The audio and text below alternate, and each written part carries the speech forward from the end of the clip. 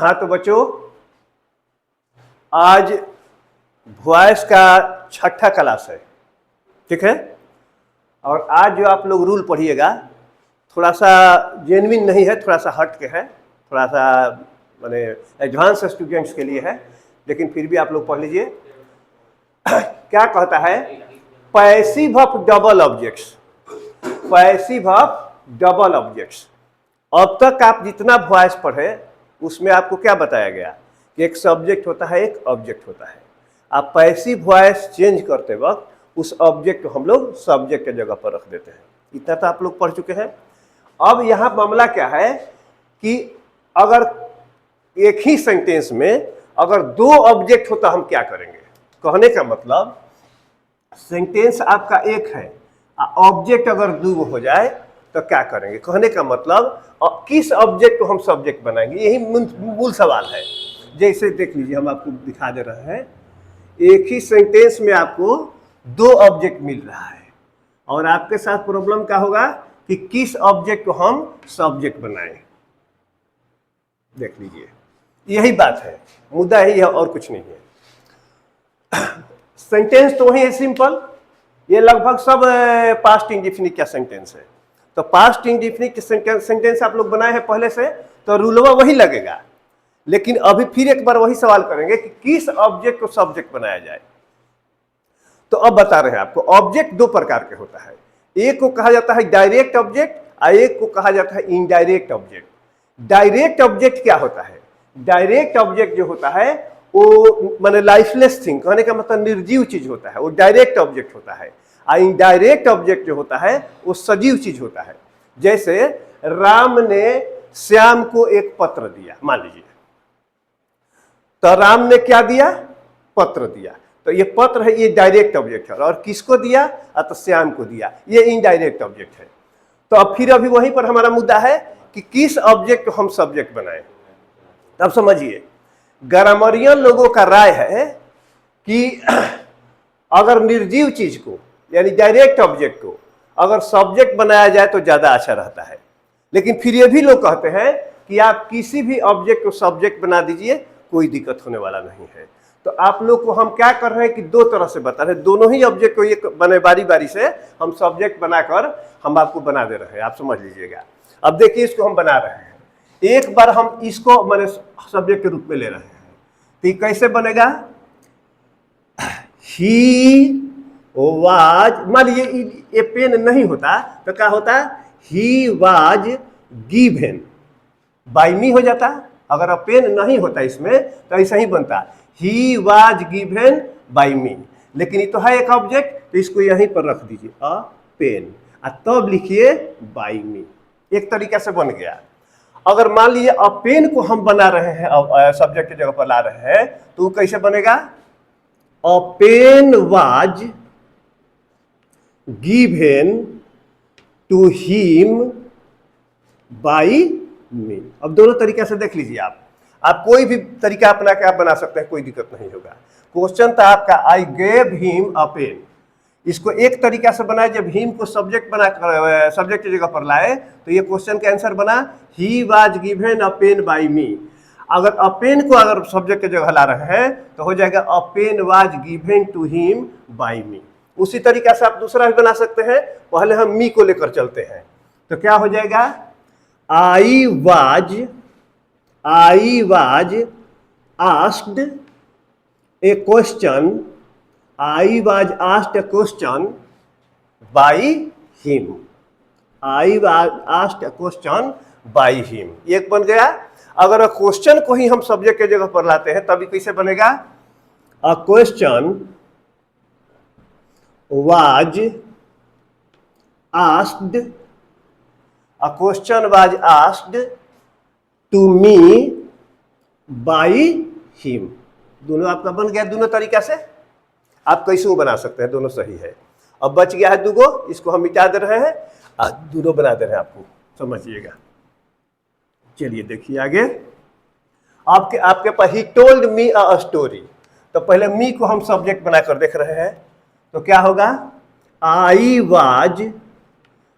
Was told a story का by him. और दूसरा को ले रहे हैं तो हो जाएगा अ स्टोरी वाज टोल्ड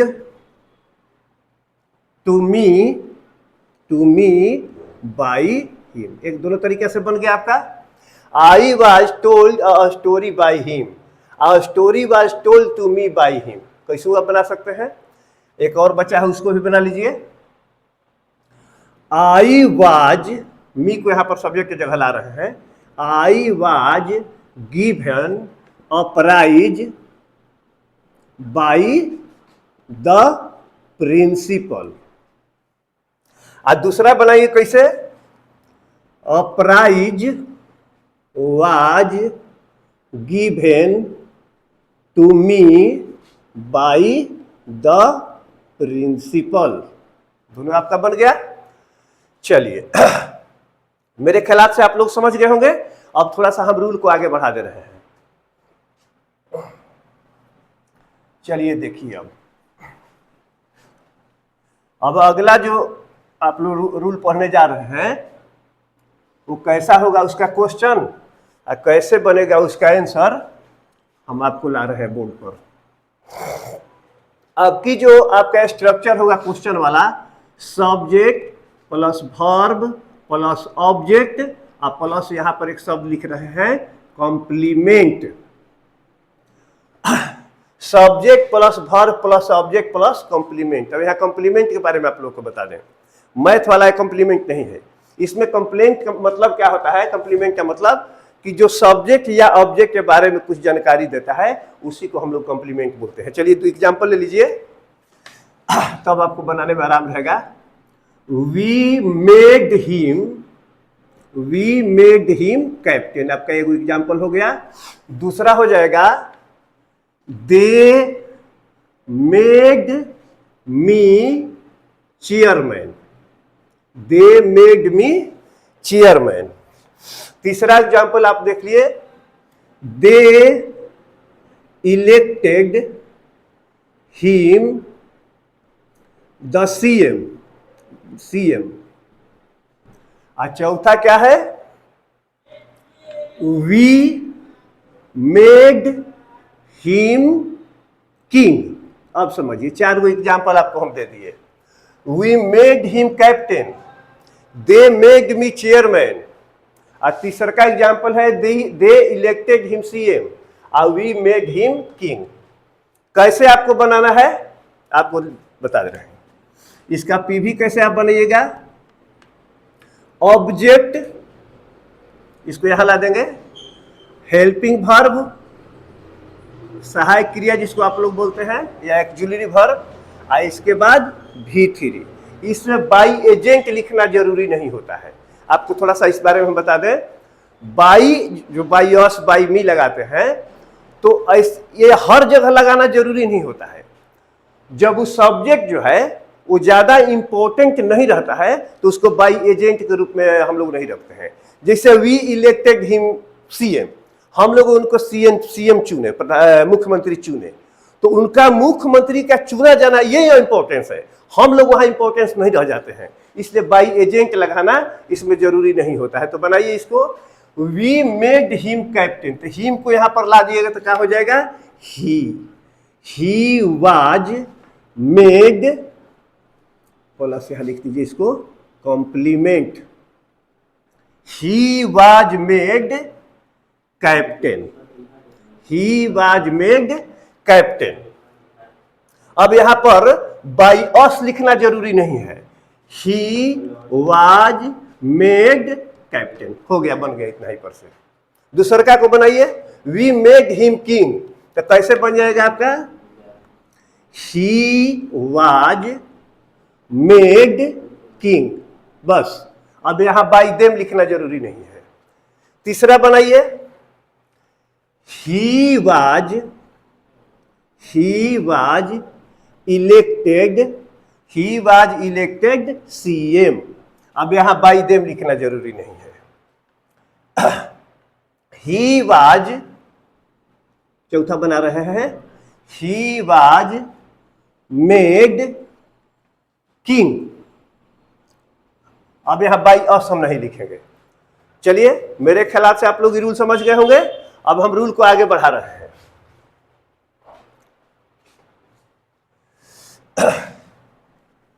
चलिए देखिए अगला रूल, ये थोड़ा सा जेन्युइन सेंटेंस नहीं होता है, बहुत माने कम बच्चे इस पर ध्यान देते हैं, लेकिन जब पढ़िए रहे तो कंप्लीट पढ़ लीजिए कि फिर कहीं कंपटीशन वगैरह तैयारी करते हैं तो उसमें कोई दिक्कत ना हो।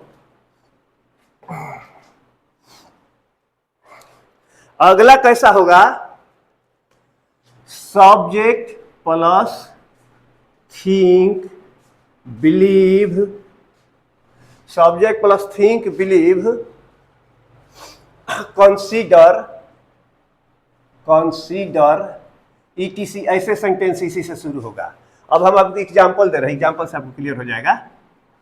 एग्जांपल क्या है, ईयर्स एगो, ईयर्स अगो माने वर्षों पहले, people believe that, people believe that, believe that the earth was flat. Hindi बाद में बताएंगे, पहले लिख लेने दीजिए। They believe that, they believed that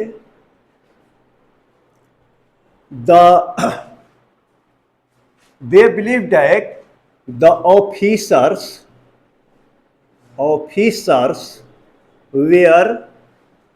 were corrupt। दो एग्जाम्पल हो गए आपको, एवरीवन, तीसरा एग्जाम्पल ले लीजिए, everyone thought that the government was strong। एक और एग्जांपल ले रहे हैं, people say that he is a spy। अब चलिए, आपको 4 एग्जाम्पल हो गया, इतना से आप लोग अच्छी तरह समझ लीजिएगा। चलिए आपको कैसे बना रहे हैं, देखिए कैसे बनेगा इसका आंसर। पहला बना रहे हैं, इट इज, ऐसे बनता है, इट इज के बाद से शुरू होगा, it is believed that,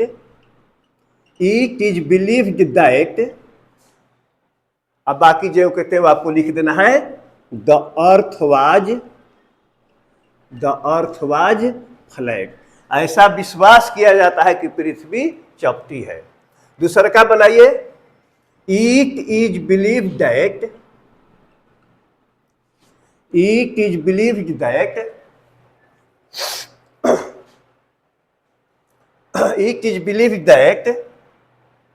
the government was, जो कहते हैं आपको लिख देना है।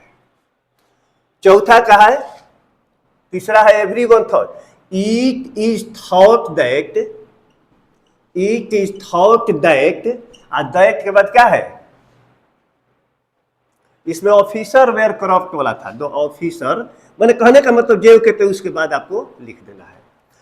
It was thought that the government was strong, जो कहते हैं लिख देना है, गवर्नमेंट वाज स्ट्रांग, जो कहते हो गया। इट इज सेड दैट, बस जो कहते हैं ही इज ए स्पाई, जो कहते हैं लिख दिया गया। चलिए अब बात को आगे बढ़ाया जाए।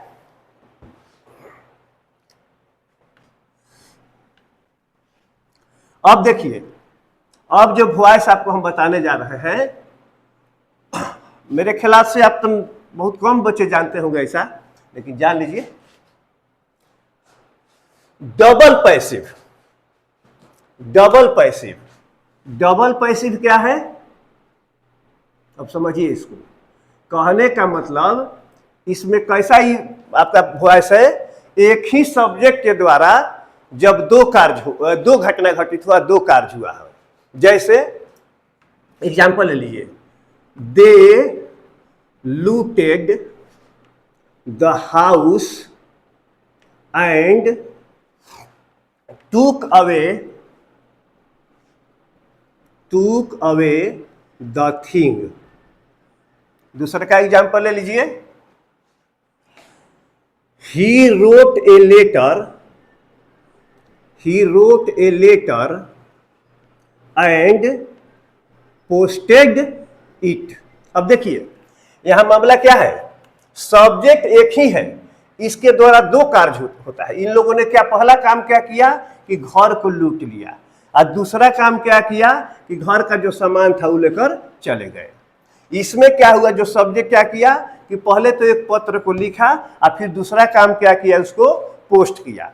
दोनों काम एक साथ हुआ है, तो एक ही सब्जेक्ट द्वारा हुआ है। तो इसको बनाएंगे कैसे, इसको है तो पास्ट इंडेफिनिट मैंने जोड़ देना है, थोड़ा जोड़ने के लिए सीख जाइए आप लोग। अब इसको बनाइए, पहले इसको बनाइए इतना को, द हाउस वाज लूटेड, घर पहले तो लूटा गया, एंड द थिंग्स वर, अभी एक भीतरी लगा दीजिए, टेकन अवे, आपका बन के तैयार हो गया।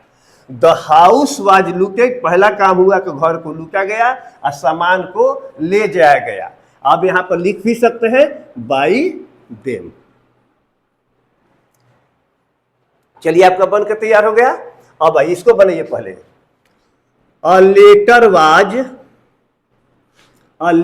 Was written and it was posted by him. दोनों काम हो गया, समझ रहे हैं। दे लूटेड द हाउस, उन लोगों ने घर को लूटा और सामान को लेकर चले गए। द हाउस वाज लूटेड, घर को लूटा गया और सामान ले जाया गया। दोनों काम हो गया बाई देम। लेटर को लिखा गया और फिर उसके द्वारा इसको पोस्ट कर दिया गया। यहां पर आपका वॉइस को हम कर दे रहे हैं दी इंड। अब आपका अगला टॉपिक हम शुरू करेंगे, क्या शुरू करें, आपकी शुरू कर दे रहे हैं आपका नाउन, और नाउन में सिंगुलर प्लूरल अब की बार शुरू किया जाए। छोटे बड़े सब बच्चे पढ़ेंगे, ठीक है बच्चे। तो आज का पढ़ाई हम यहीं पर समाप्त करते हैं। मेरी शुभकामना आप लोग के साथ है। आप लोग अगर पढ़ रहे हैं, व्यू तो अच्छा आ रहा है, कहने का मतलब जो लोग भी विद्यार्थी इसको पढ़ रहे हैं, हमारे वीडियो को देख रहे हैं, थोड़ा आपको लोग कमेंट वगैरह किया कीजिए, ताकि हमको लगे कि क्या कमी है, क्या इम्प्रूव करना चाहिए, क्या सुधार करना चाहिए, थोड़ा हमको भी इससे हौसला मिलेगा। ठीक है, थैंक्स बच्चे, बहुत बहुत धन्यवाद आप लोगों को।